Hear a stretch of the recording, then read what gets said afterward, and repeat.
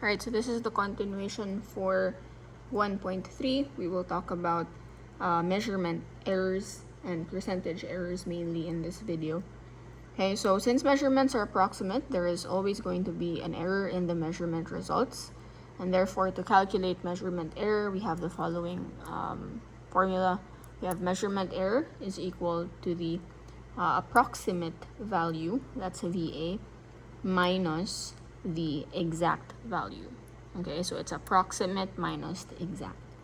Okay, pretty straightforward. Okay, now if you do want to find your percentage error,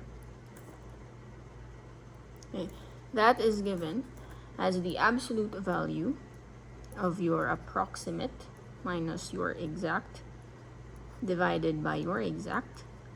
Then you would like to multiply that result by 100. Okay, and then express your answer as a percent. Okay, so again, VA here stands for your approximate value. E is your exact value. Okay, if for some reason you forgot or you're unsure which one comes first, my way of remembering this is just thinking about it alphabetically. Okay, VA, A comes before E, and so even in my measurement error, I just do VA minus VE. Okay, so make sure we understand what all of the components of this equation represents. Okay, first of all, these vertical symbols stand for the absolute value.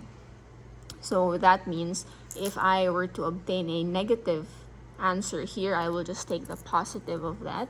Okay, that's what absolute value means. Right, so for example, if I got negative 0.5, okay, then the absolute value means I'm going to take the positive of that, and so I'll be using 0.5 and not the negative 0.5. Okay, now in your textbook on page 15, the box there includes a percentage symbol after 100.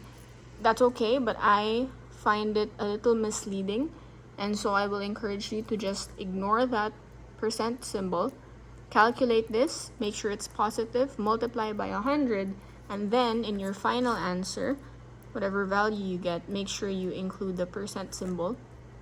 Okay, because after all, you are looking for the percentage error, so your answer must be expressed in terms of a percent. Right? That's the only remark I have for that. Now, for example 7 in your textbooks, letter A, it's asking us how close does 22 over 7 approximate to pi? Okay, because we know that 22 over 7 is another way to approximate that value. So in that case, you just have to use our first formula over here. This is for example 7. Okay, all you need to do is identify which is your approximate value, and that's oftentimes where students will make the mistake, is identifying which is approximate, which is the estimate. In this case, we are already told that 22 over 7 is the approximation. So that should be my VA minus pi in itself. Okay, now for pi, make sure you're not typing in 3.14 because you do want to find, okay, the approximate minus the actual, or like the exact value, which in this case should just be pi expressed in pi, if that makes sense. Okay, so you'll subtract and you should get 0.001264. Okay. And then for letter B, this is where we're asked to find the percentage error. Okay, and then again, we've already identified which one is the approximate, which one is the exact. So substituting that into your formula, make sure you're typing this correctly in your calculator. Okay, times 100. Okay, you should get 0.04, and then of course don't forget the percent symbol at the end because that is supposed to be a percentage. Okay, so that's for example 7. For example 8, we're asked to calculate the density of a cube of sugar weighing 22.45 grams.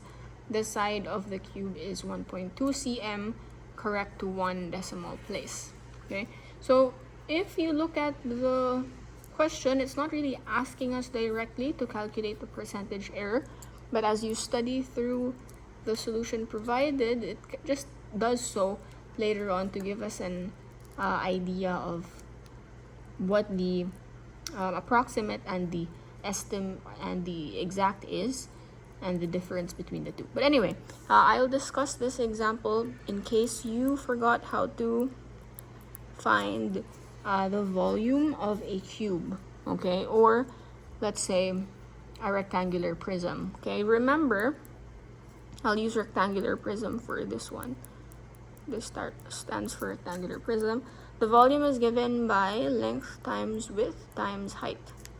Okay, but in this example, because I have a cube, that means all of my sides are of the same length.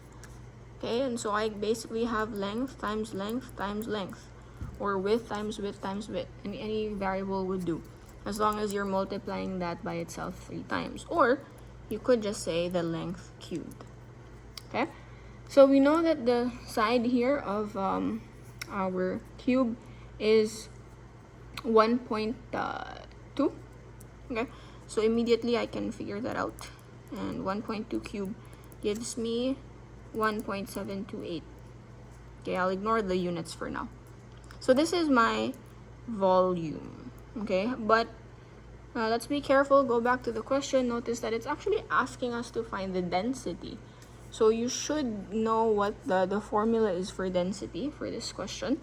Density is given by the symbol rho, the weird looking P, and then we have mass over volume. Okay, in case you didn't know that, take note of that. Remember it, please. Okay, so do we have the mass? Yes, that's given in the problem. Okay, mass is 2.45 grams. And then the volume, we just calculated that, 1.728.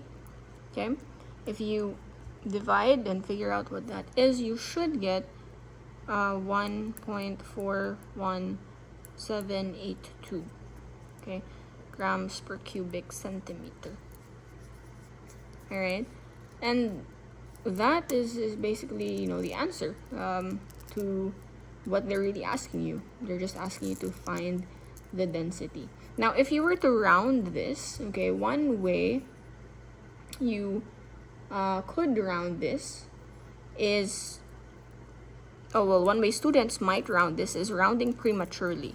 What does that mean? That means before they even reach the final answer, they're already making certain estimates, or they're rounding in between. Now that could be dangerous because of how far the final answer would be from the exact answer. So for example, if you were to have done this like this, if you rounded early, if you did 2.45, or let's say you rounded this to 2.5, this number, okay, and then you rounded 1.728 to simply 1.7. I think this is what the book is just trying to show you. Okay, if you round this, you'll get an answer of 1.5. Okay, now notice how far 1.5 is from our exact number. Okay, if you were to keep the rounding till the last step, you would not round this number to 1.5. You would round it to 1.4. Okay, but because I rounded prematurely, notice how my answer changed. And then your book goes on to calculate the percentage error, and that should be around 5.80%.